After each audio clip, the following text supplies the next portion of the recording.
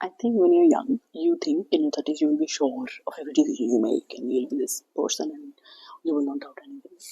Quite the opposite. I think I'm just surrendering to the chaos at this point. Surrendering to the unknown. Resilience. It's an act of resilience to be a single woman in your 30s in a Desi household. Like, people are torturing your parents. They are torturing your parents. And people can't digest the fact that she's a single woman who earns for herself, doesn't need a man, and like she's happy with this life.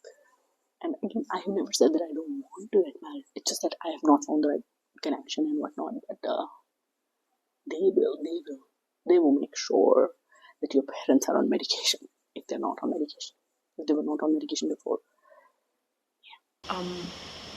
So the next thing that I wanted to talk about was conscious consumerism. Not while I'm fully decked up. I'm just wearing lip color, that's all, and gloss.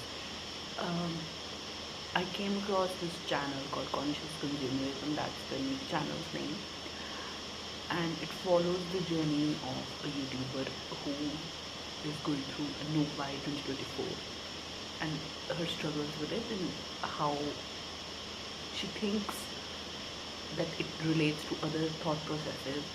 And I really like the way she holds herself accountable. I don't think I have the words to do that, to hold myself accountable on the internet. Like, she's put all of her wardrobe and all of the things that she's decluttering on the internet, and I've been watching a lot of her videos and I've been inspired by her. And this year I would say I had a low buy year. I realized that conscious consumerism as a brown person is a little bit tricky because conscious consumerism started from the minimalist mindset. A few years ago, I think 2016 2017 era of YouTube, there was like the whole thing was minimalism. It's a very white walled Pinterest wala aesthetic, which is great, I guess, but it is not, because Indian homes are a little bit more colored, I would say, and a little bit more like warmth there. I felt like the white wall aesthetic, it looked very nice, the modern furniture and the modern design of the houses and all that, but it wouldn't fit into an Indian household. So I was wondering how would I struggle as a brown person while doing conscious consumerism. While on the thought of conscious consumerism, I had this random ass thought a few days ago, which is just a sidebar, which is, we all love free stuff. We all want, oh, buy one get one free. We all love that, right? Which means we all love free stuff. Which means at the end of the day, we are all socialists or communists. I think, like, at least ideologically, or at least in the realm of theory, yeah, I think because we all want free stuff. We all want that. And why doesn't everybody have that? Yeah, well, coming back to this.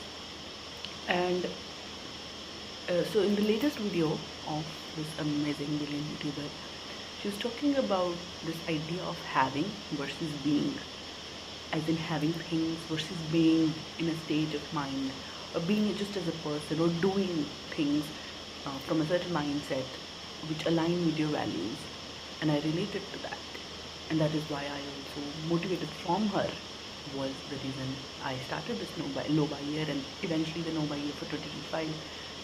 And so she came across this research and they reached her, like there are people who are conducting research in Germany about this conscious consumerism, and they reached out to her and they sent her like a free guide to the world of conscious consumerism, which is wow. Because she's like, her journey is on YouTube, like it's a personal journey and she's recording it, but I think it is also very motivating, like you're not alone. It's not just you only feel okay whenever you look at somebody's pictures or reels, and of course social media affects us all, that you look at this and you're like, oh, I also want to have that. I don't have this in this color, and I don't have this in that color, or I don't have that, and you want to have that, right? You want more of that. So having versus being mindset, And so, just briefly to go over the PDF that she linked.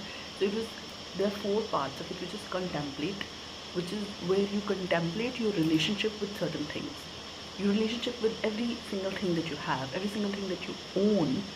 You contemplate your relationship with it, right? Where you also contemplate your relationship with advertising world, the marketing world, the PR world, and especially in the world of targeted ads, in the world of where every niche thing that you specifically say, outlet your friends, or you discuss, or you share a reel, or you see it even for 1 second, even if you think about it, it will be popping up on your feed. You will get the advertisement for that, right? So in that world, what is your relationship with being influenced by certain things, being influenced to buy?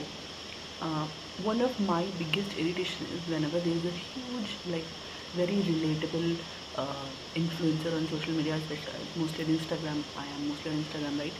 And so, and they will post these relatable content, and I love that, and I follow them and like that. And then everything that they post has links. Everything is about, every story has links, everything is paid promotion, there is no relatable content. They will pump out content every now and then which is relatable, but now they have become um, just part of that cycle, that rat race where everybody's just pumping out content to make you more, to make you buy stuff.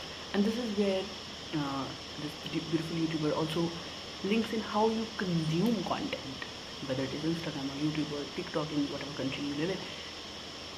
How you consume content and your relationship with content also comes in picture, right? And she made a video recently about time blocking, when to engage with content, and I've not watched it fully, but I think that was also a brilliant thing. Okay. Um, so another thing was, she was talking about was a relationship with trends, right? And how the idea is that you will be happier if you have this, that you will be somehow satisfied, or you will be, and every woman who has struggled with shop alcoholism, right? We are addicted to shopping, all of us. We know, right? That it's a never-ending world. It's a never-ending world. It's such a big joke that you have the closet full of clothes, and yet you don't have anything to wear when you have to go out, because you have not really engaged with every single clothing item that you have in your closet. You have not really reflected on it. You've just been throwing stuff at it.